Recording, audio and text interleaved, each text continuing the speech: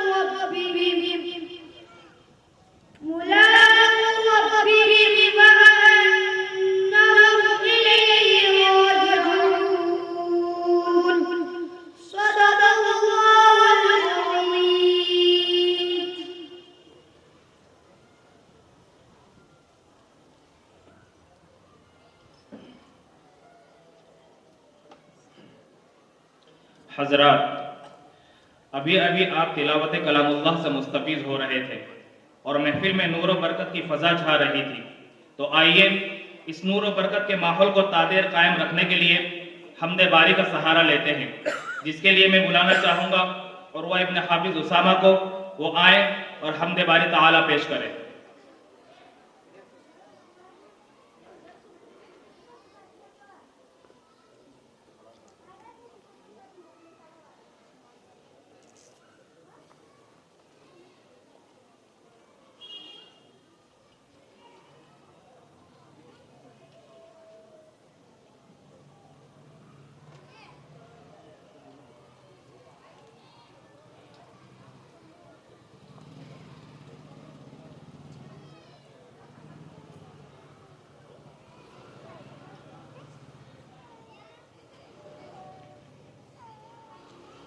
अस्सलामु अलैकुम वरहमतुल्लाहि वबरकातुह।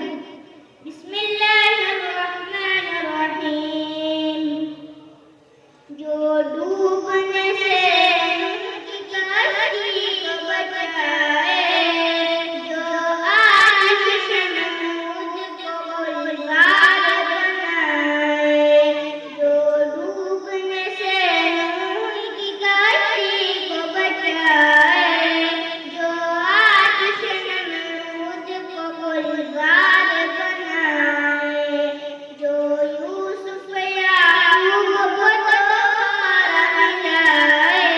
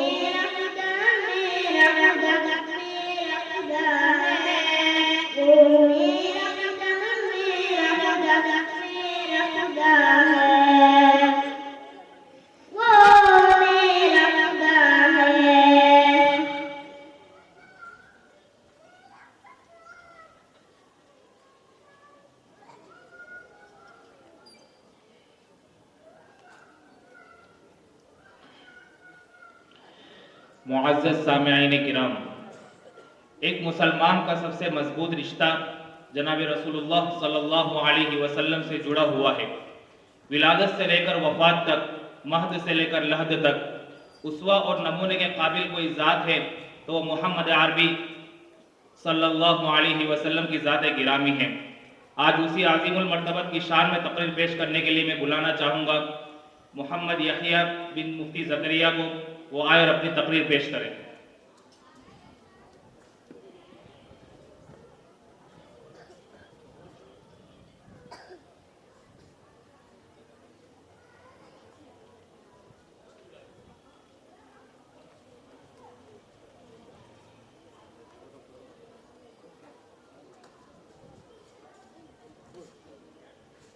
बिस्मिल्लाहिर्रहमानिर्रहीम।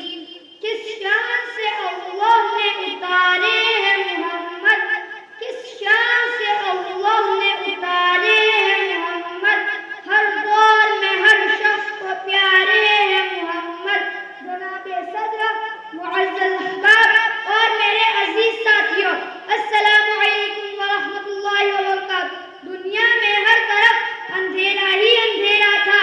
चांद था लेकिन बेनूर था, सितारे थे लेकिन बूझे थे, आफताब था लेकिन डूबा था, अक्लों पर पत्थर पड़े हुए थे, दिल उजड़े हुए थे, हर जगह लूट मार ने जीना हराम कर दिया था कि अचानक ऐसे माहौल में हमारे नबी हज़रत मोहम्मद सल्लल्लाहु अलैहि वसल्लम इस दुनिया में तशरीफ लाए, जिन्हें रहमतुल आलमीन बनाकर भेजा गया।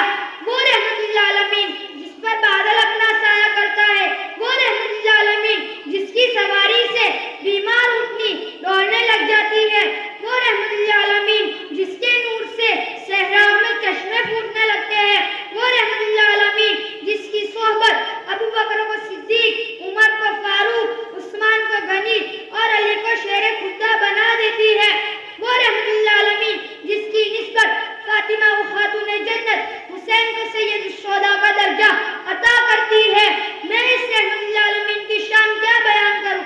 मकाम महमूद जिसके इंतजार में है, जन्नत सवर कर जिसके इंतजार में है, वो अपने चचा के कातिल को भी माफ करने वाला, मक्का फतह करके आम माफी का ऐलान करने वाला, मेरा रब जिसकी जुल्फों की कस न उठाए, वल्लैली इज़ा सजा, मेरा रब जिसके शहर की कस न उठाए,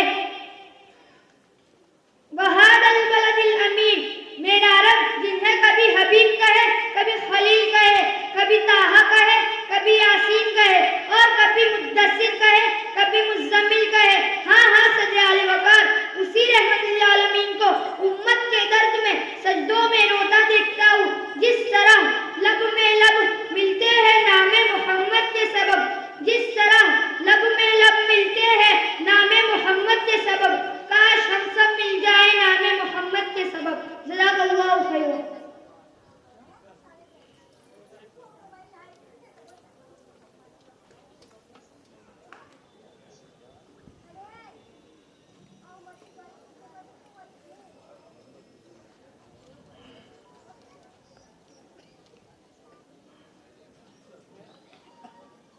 एक साहिब खैर की जानिब से रकम मौसूल हुई है मुसाहिमीन हजरात के लिए, अल्लाह जज़ा खैर अता फरमाए।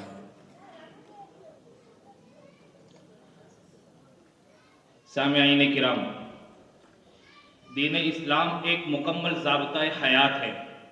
इस्लाम में हया और शर्म को बहुत ज़्यादा अहमियत दी गई है। इरशाद नबी सल्लल्लाहु अलैहि वसल्लम है, हया ईमान का हिस्सा है। मोहतरम हजरात, हर दीन की एक खुसूसियत होती है और इस्लाम की खुसूसियत हया है। हमारे समाज में वेस्टर्न कल्चर को अपनाना फैशन बन चुका है। आज हम अपनी कदर कीमत भूलकर वेस्टर्न कल्चर को अपनाने को अपना स्टेटस समझते हैं, जिसके भयानक नतीजे सामने आ रहे हैं। इसी उन्वान पर मुकालमा पेश करने के लिए मैं मदरसे की चंद तालिबात को बुलाना चाहूँगा, वो आए और अपना मुकालमा पेश करें।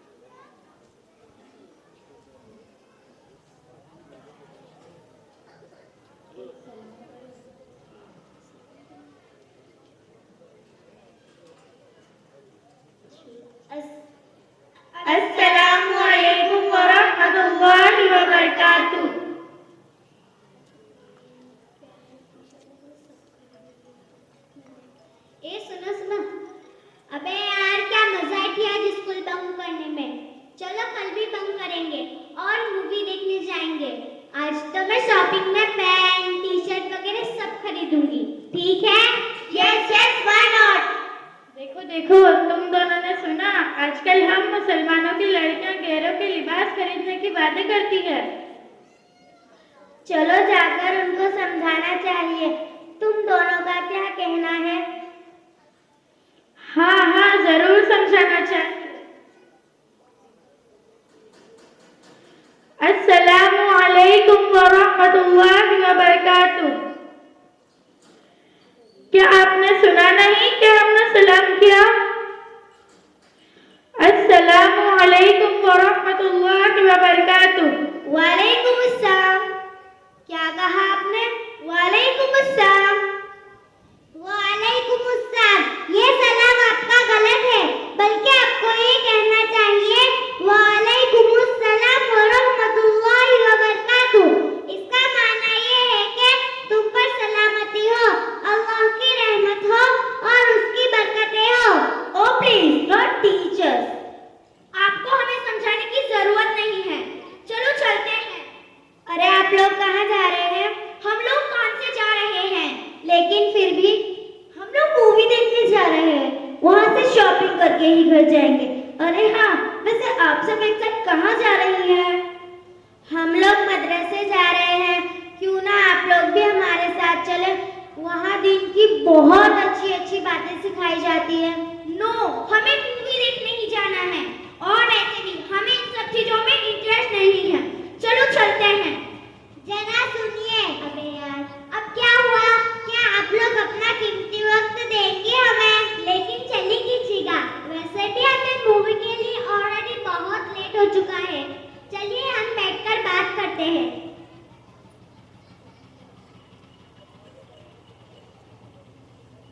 आप लोग कैसे हैं? We are all fine.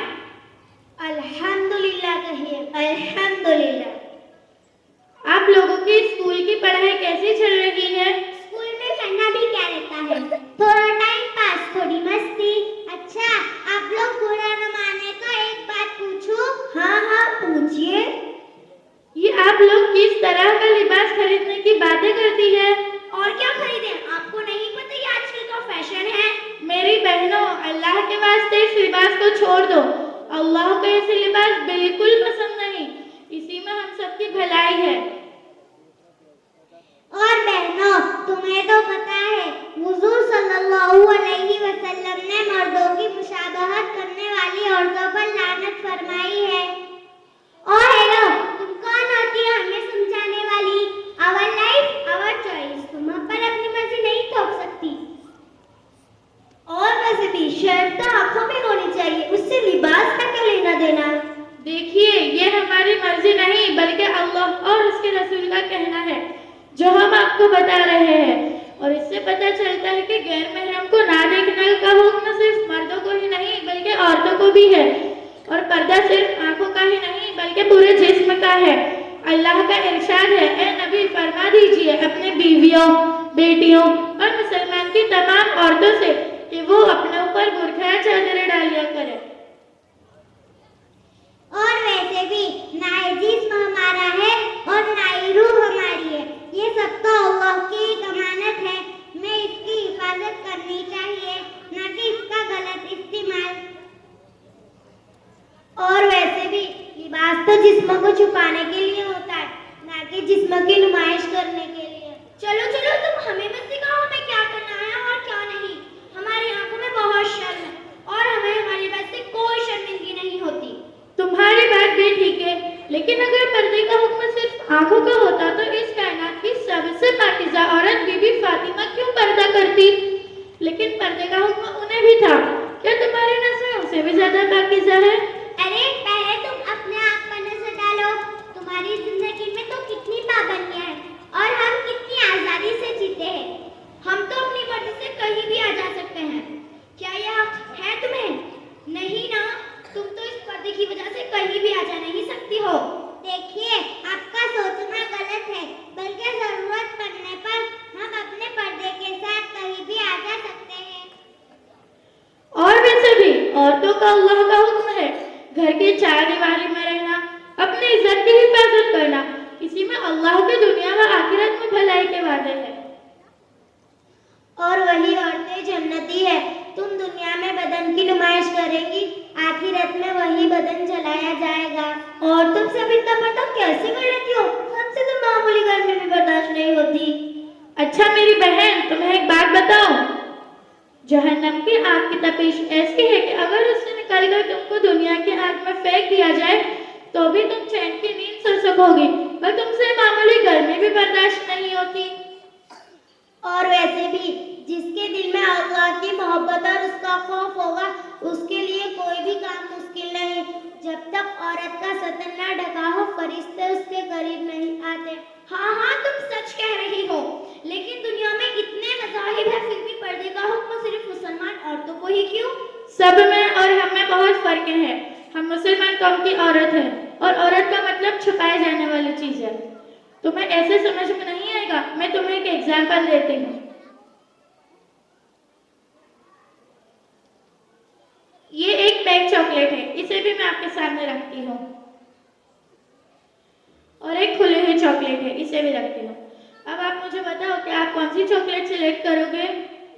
मैं ये पैक चॉकलेट सिलेक्ट करूंगी। आपने इसी को क्यों सिलेक्ट किया? क्योंकि ये पूरी पैक है, इसलिए। ठीक, बापर्दा औरत इस पैक चॉकलेट जैसी है, जिसमें कोई नापाकी और गंदगी नहीं होती, और बेपर्दा औरत इस खुली चॉकलेट जैसी है, जिस पे गंदी नजरें पड़ती रहती है। उसे दुनिया की नजरों में कोई अहमियत नहीं दी जाती, उसे नजरअंदाज कर दिया जाता है। वाह, तुमने कितना अच्छा एग्जाम्पल दिया। क्योंकि जो चीज जितनी कीमती होती है, इतनी ही पर्दे में और महफूज होती है। जिस तरह सीप में मोती और मखमल में हीरा।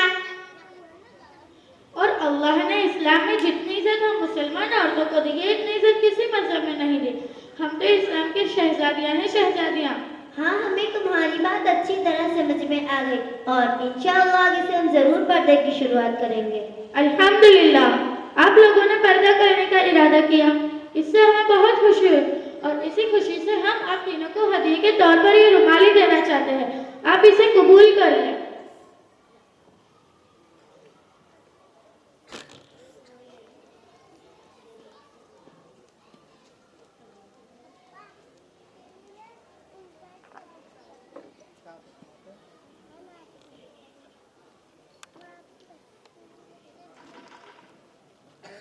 जज़ाकिल्लाहु खैरन व अहसन जज़ा।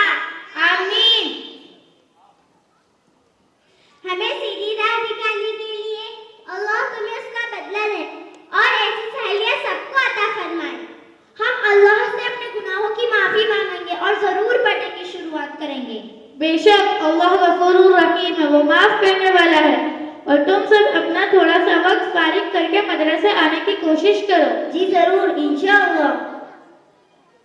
अच्छा, आप लोगों का बहुत बहुत शुक्रिया, क्योंकि आप लोगों ने अपना कीमती वक्त दिया। नहीं, शुक्रिया तो हमें कहना चाहिए कि आज सब लोगों ने हमें इतनी अच्छी अच्छी बातें बताई। चलिए हम चलते हैं। आप लोग कहाँ जा रही थी? हम लोग तो मदरसे जा रहे थे। अब तुम कहाँ जाओगे? अब तो हम सीधा घर ही जाएंगे और अपने अम्मी अब्बा को इस मदरसे के बारे में बताएंगे। अस्सलामुअलैकुम व रहमतुल्लाहि व बरकातुहू। वालेकुम अस्सलाम व रहमतुल्लाहि व बरकातुहू।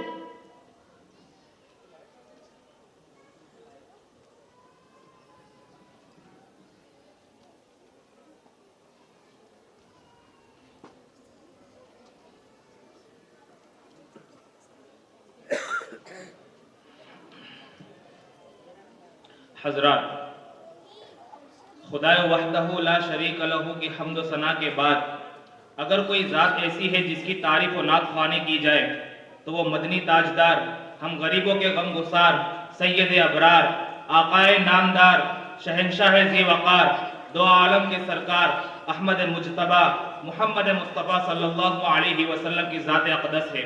लिहाजा मैं उस ताजदार बतहा की शान में नजराना अक़ीदत पेश करने के लिए बुलाना चाहूँगा मुशाहिदा बिन्त इमरान को। वो आए और नाज शरीफ पेश करें।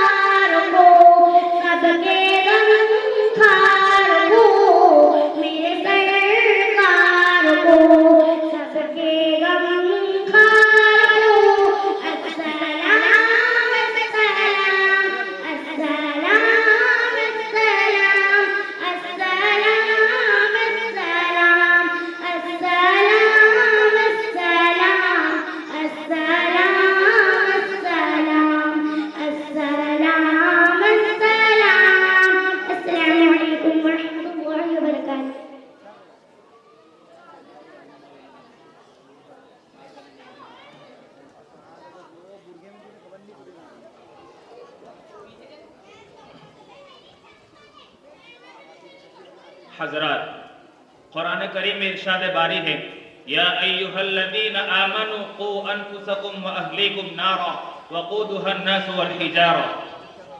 ए ईमान वालों, तुम अपने आप को और अपने घर वालों को ऐसी आग से बचाओ जिसका ईंधन इंसान और पत्थर है। मोहतरम हजरात, बस्ती के ये छोटे छोटे मदरसे जिनको हम मकतब के नाम से जानते हैं, दरअसल ये वो दरसगाहें हैं जहां बच्चों की इब्तिदाई तालीम और तरबियत का बंदोबस्त और इंतजाम होता है। मकतब बच्चों की तालीम और तरबियत में रीढ़ की हड्डी की हैसियत रखता है। ये मकतब मदरसे दरअसल दीन की बका और ईमान और इस्लाम की हिफाजत के किले हैं। माँ की गोद के बाद ये दूसरा मदरसा और दरसगाह है जहाँ कौम के कारकुन अफराद और मिल्लत के मेहमान नशोनुमा पाते हैं। तो आइए इन्हीं मकातिब की अहमियत पर मुकालमा पेश करने के लिए मैं मदरसे के चंद तलबा को बुलाना चाहूँगा, वो आए और अपना मुकालमा पेश करें।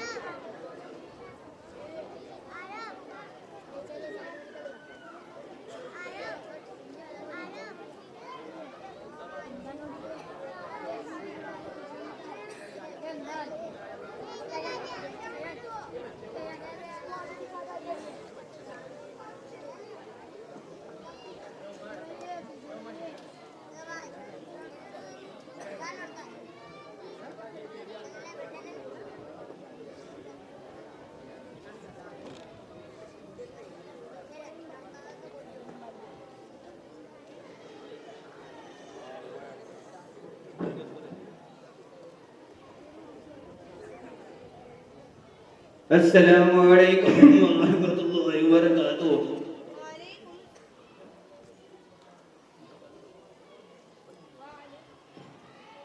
वालेकुम अस्सलाम व रहमतुल्लाहि व बरकातुहू। आइए आइए तशरीफ रखिए।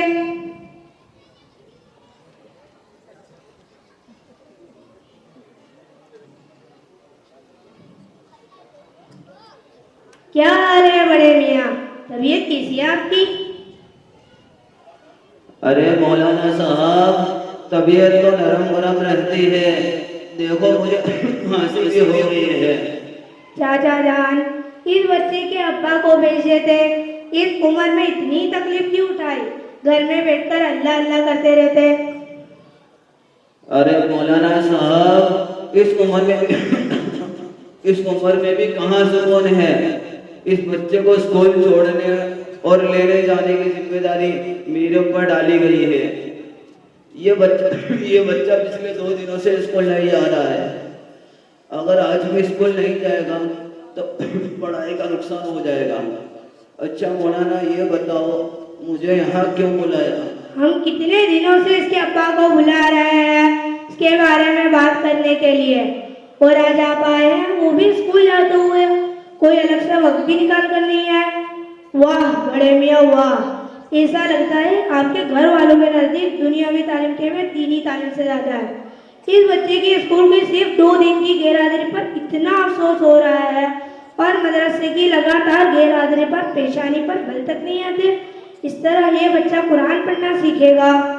चाचा जान, आपने अभी बताया इस बच्चे के स्कूल की जिम्मेदारी आपके हवाले है, तो फिर मदरसे की जिम्मेदारी किसके हवाले है? अरे मौलाना साहब, मैं इतना कमजोर आदमी इतनी सारी जिम्मेदारी का बोझ कैसे उठा सकता हूँ? ये जिम्मेदारी तो इसके माँ बाप के हवाले है। तो फिर इसके अब्बा को बुलाना पड़ेगा। हाँ हाँ, जरूर कॉल लगाना चाहिए। बड़े मियाँ, अगर आपके पास फोन हो तो आप फोन लगाकर आपके बेटे को बुलाओ।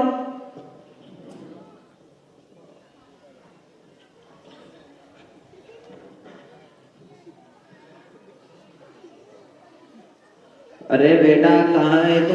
मदरसा मौलाना बुला रहे हैं। अरे मैं अभी ऑफिस में जरूरी काम से फंसा हुआ हूँ। अरे बेटा, कुछ भी कर, टाइम निकाल कर जल्दी जल्दी मदरसे आ, एक जरूरी काम है। ठीक है, अभी आया।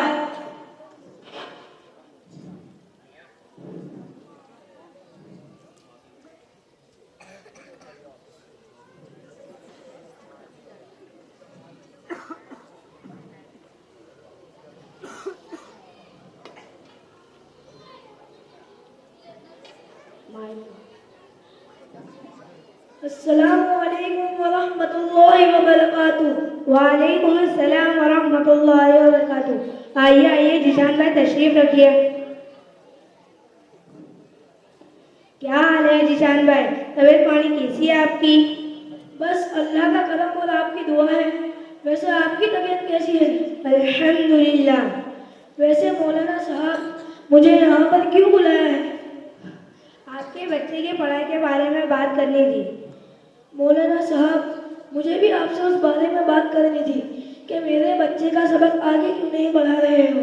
पिछले 3 साल से आपके मदरसे में पढ़ रहा है, लेकिन अभी तक कायदा ही चल रहा है। अरे भाई, यही बात समझाने के लिए मैंने आपको यहाँ बुलाया है। और आप ये जो शिकायत कर रहे हैं कि 3 साल से कायदा मुकम्मल क्यों नहीं कराया, हालांकि हमारे यहाँ नूरानी कायदे का निसाब 1.5 साल है, फिर भी इसकी वजह यह है कि इन बच्चों को कायदा समझा कर पढ़ाया जाता है, ना कि रटा कर, और इजरा और कवायद के साथ पढ़ाया जाता है, ताकि कुरान शरीफ को तजवीद व मकारिज के साथ पढ़े, क्योंकि कुरान मजीद को तजवीद के साथ पढ़ना फ़र्ज है। और इस बच्चे की पढ़ाई में पीछे रहने की वजह हमारा हाफिज साहब बताएंगे। जा बेटा, इधर हाफिज साहब को बुला करा।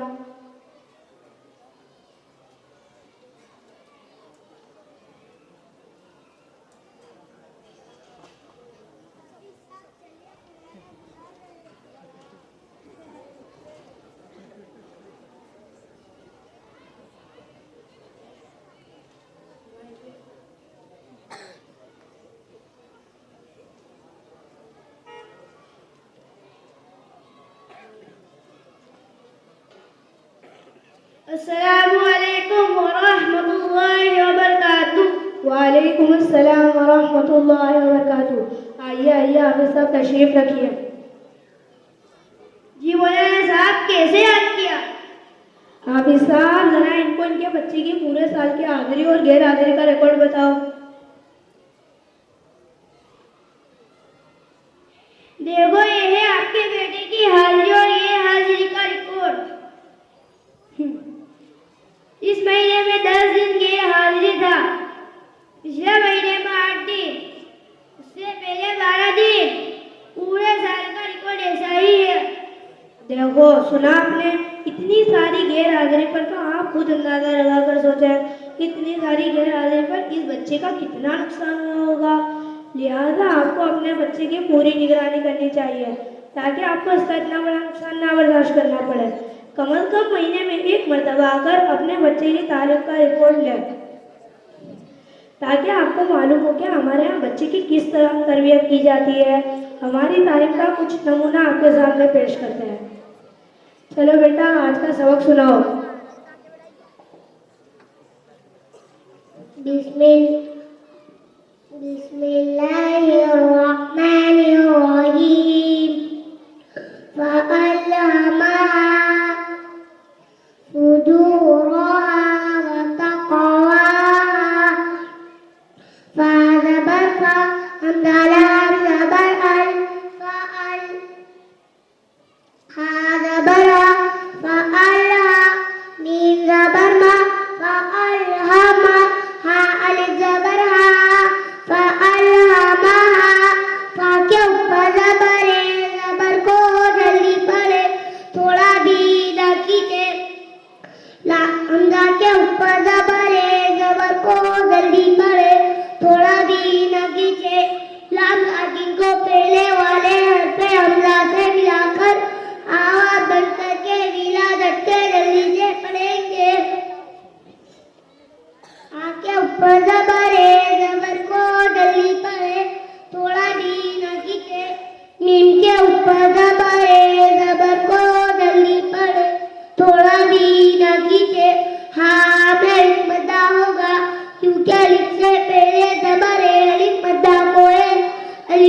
बराबर गिनकर पढ़ेंगे।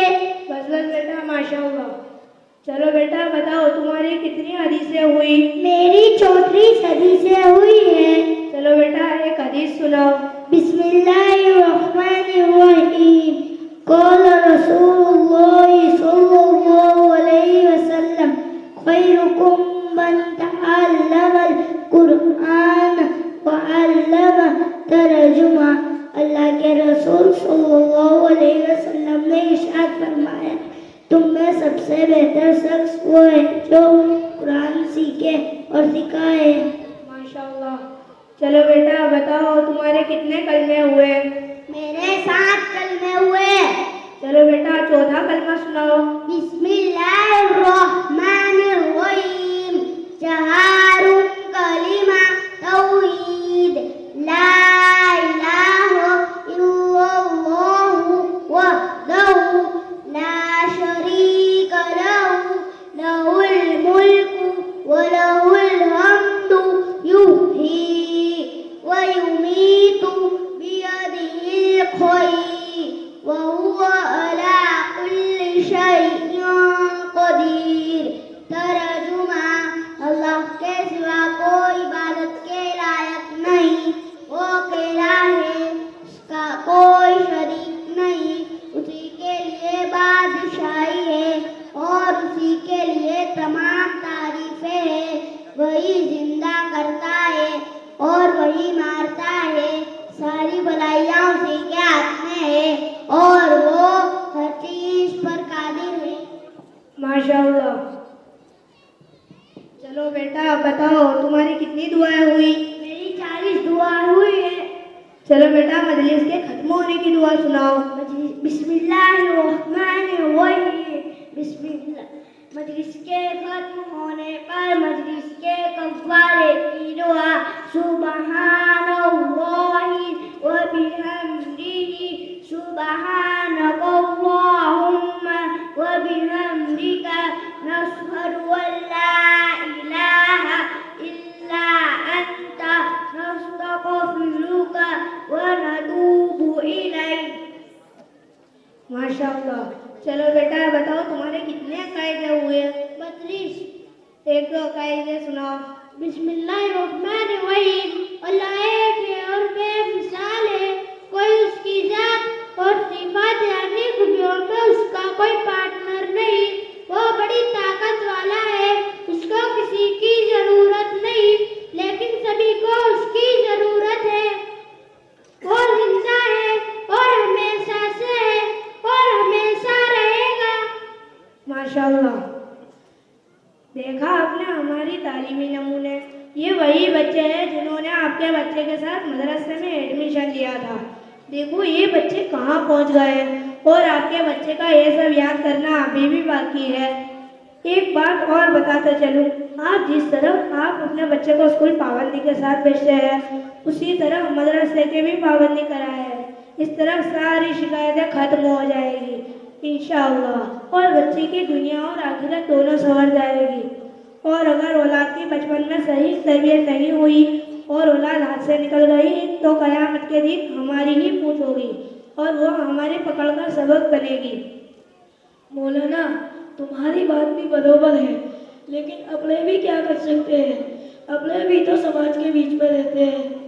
जान पहचान में मौत मैयत हो जावे तो हाजिरी तो लेनी पड़ती है, और आस पड़ोस में परेशानी होवे तो खड़े तो रहना पड़ता है, और वार त्योहार पर रिश्तेदारों से मिलने जाना भी हो अलग।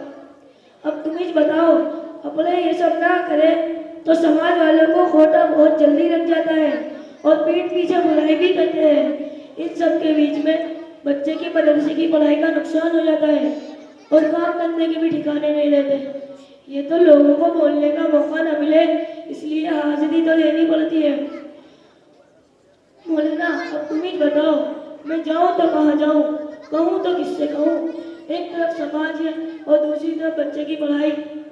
आप मुझे बतलाइए, मदरसे वाले बच्चे की छुट्टी चला ले और कुछ ना कहे तो अगर इस बच्चे को कुरान पढ़ना नहीं आया तो उसका जिम्मेदार कौन? और दूसरी बात, बचपने का ज़माना कुरान सीखने का होता है। अगर इस उम्र में कुरान नहीं सीखा तो क्या गारंटी है कि बड़ा होकर खुद सीख लेगा। और फिर अल्लाह के यहाँ बच्चे की तालीम का सवाल हो गया कि क्या सिखाए अपनी औलाद को, तो जवाब तुम्हें देना है या रिश्तेदारों को। इसलिए कुरान में अल्लाह तबारक व तआला फरमाते हैं, ए ईमान वालों, बचाओ अपने आप को और घर वालों को दोज़ख की आग से। और नबी करीम सल्लल्लाहु अलैहि वसल्लम का पाक इरशाद है, आदमी के गुनाहगार होने के लिए तो ये बात ही काफ़ी है कि वो उन लोगों को दाया कर रहा है, बर्बाद कर रहा है, जिसको खिलाता है पिलाता है। मैं तुमको मना नहीं करता हूँ रिश्तेदारी निभाने से, उनका भी हम फर्क है, लेकिन आप कोई तरतीब बनाओ जिससे इस बच्चे की मदरसे की पढ़ाई का नुकसान न हो। अगर बच्चों ने बचपने में दीन की सही तालीम लेकर नेक बन गए, वो बड़े होकर बुढ़ापे में आपका सहारा बनेंगे और फिर अल्लाह के यहाँ बख्शिश का दरिया बनेंगे।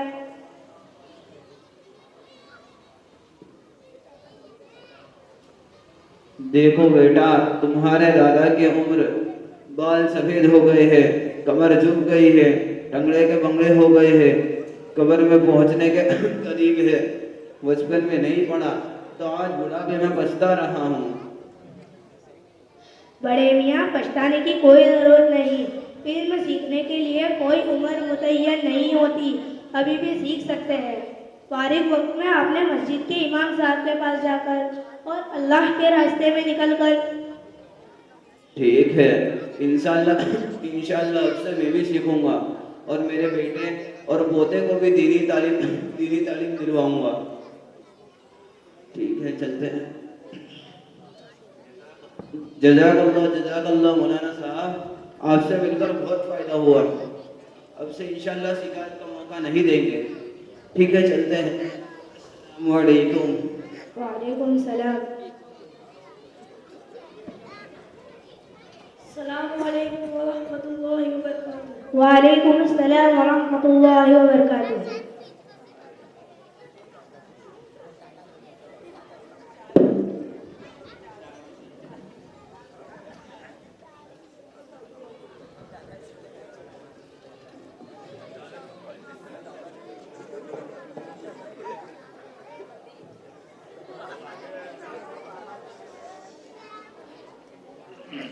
बिस्मिल्लाहिर्रहमानिर्रहीम। गुज़िश्ता जब मादर इल्मी जामिया इस्लामिया तालिबुल ढाबे का सफ़र हुआ तो उस मौके पर असातिज़ा किराम की खिदमत में भी हाज़िरी नसीब हुई और आखिर में हज़रत मोहतिम साहब की खिदमत में भी हाज़िरी नसीब हुई। बंदा जब हज़रत मोहतिम साहब के पास हाजिर हुआ तो उस वक्त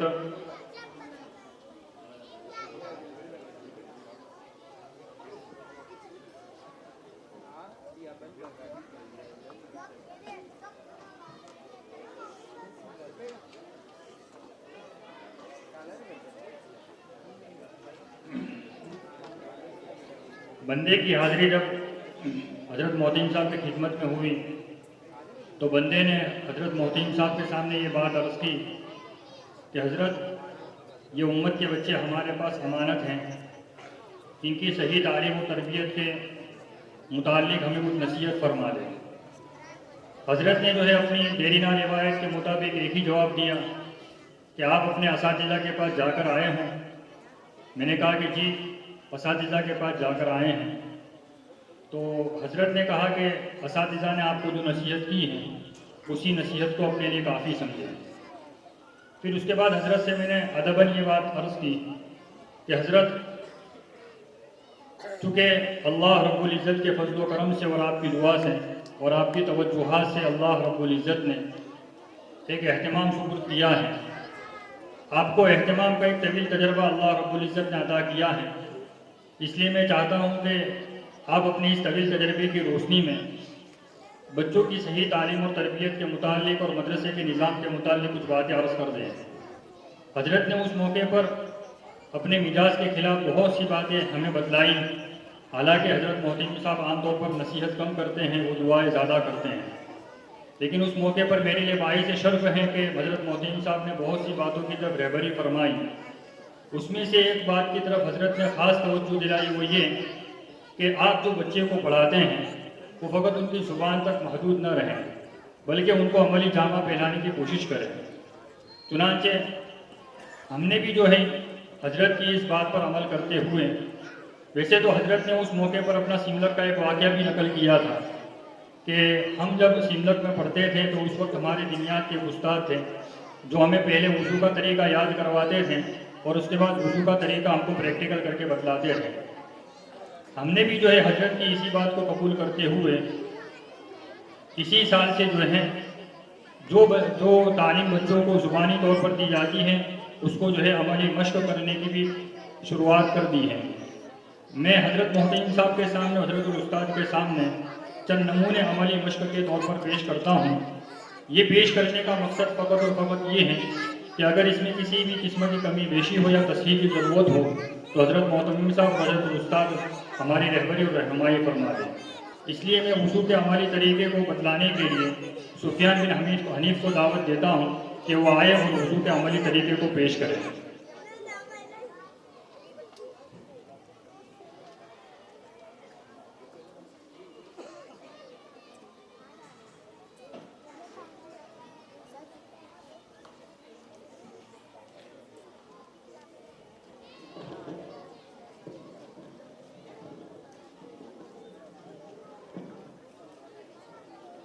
अस्सलामुअलैकुम वरहमतुल्लाहि वबरकातुह। बिस्मिल्लाहिर्रहमानिर्रहीम। वुज़ू का तरीका, सबसे पहले पाक साफ ऊंची जगह पर किबले तरफ रुख कर बैठे, फिर दिल में सवाब के इरादे और पाकी हासिल करने की नियत करें। फिर बिस्मिल्लाहिर्रहमानिर्रहीम कर दोनों हाथ 3-3 बार पहुंचो तक धोए। फिर मिसवाक धोकर भीगा कर 3 बार ऊपर नीचे दाएं बाएं दांतों पर करें। फिर सीधे हाथ में 3 मरतबा चुल्लू पर पानी लेकर हर मरतबा इस तरह कुल्ली करें कि मुंह के हर हिस्से में पानी पहुंच जाए। अगर रोजा ना हो तो गरगरा यानी गले तक पानी पहुंचाना अच्छा है। फिर सीधे ही हाथ में 3 मरतबा चुल्लू पर पानी लेकर नाक की नरम हड्डी यानी नथने तक पानी पहुंचाए और उल्टे हाथ की छोटी उंगली से नाक साफ करें। फिर 3 बार पूरा चेहरा इस तरह धोए कि पेशानी के बालों से यानी जहां से आमतौर पर बाल उगना शुरू होते हैं वहां से लेकर डोरी के नीचे तक यानी दाढ़ी के बाल उगने की जगह और एक कान की लो से दूसरे कान की लो तक के पूरे चेहरे पर पानी पहुंच जाए। अगर चेहरे पर भरा उड़ार दाढ़ी है तो हाथ की उंगलियों को गुसादा यानी चौड़ा करके गले की तरफ से दाखिल करके दाढ़ी का खिलाल करें। फिर पहले सीधा हाथ उंगलियों के सर से शुरू करके कोहनियों के साथ धोए, फिर इसी तरीके से उल्टा हाथ धोए और ये धोना 3-3 मरतबा होना चाहिए। फिर पूरे सर का मसा इस तरह कीजिए कि अंगूठा और शहादत की उंगली को छोड़कर दोनों हाथ की बाकी 3 उंगलियां इस तरह मिलाकर पेशानी पर रख कर खींचते हुए गुद्दी की तरफ इस तरह ले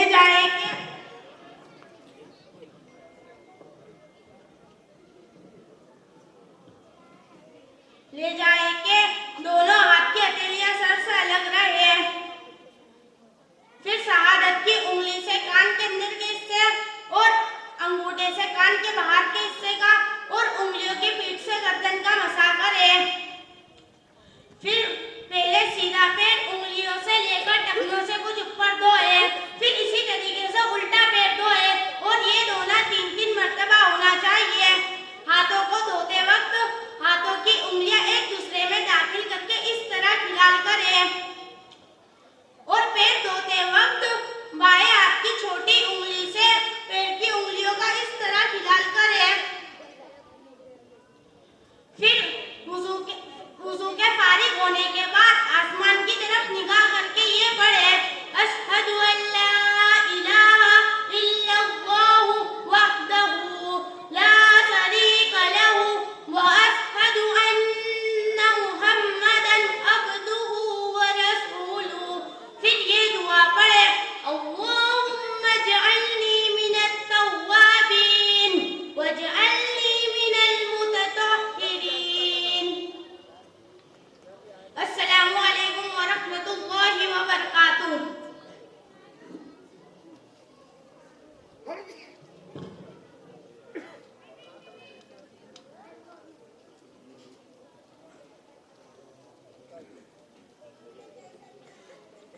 इस बच्चे ने आपके सामने वज़ू का तरीका अमली तौर पर पेश किया है। इसी तरीके से जो है हमारे यहाँ पर पहले जो है नमाज का तरीका याद करवाया जाता है और उसके बाद उसकी अमली मश्क भी करवाई जाती है। लड़के के लिए अलहदा तरीका है, लड़कियों के लिए अलहदा तरीका है। दोनों तरीके आपके सामने पेश किए जाएंगे। मर्दों के नमाज का तरीका पेश करने के लिए मैं दावत देता हूँ अयान को कि वो आए और लड़कों के नमाज का तरीका पेश करें।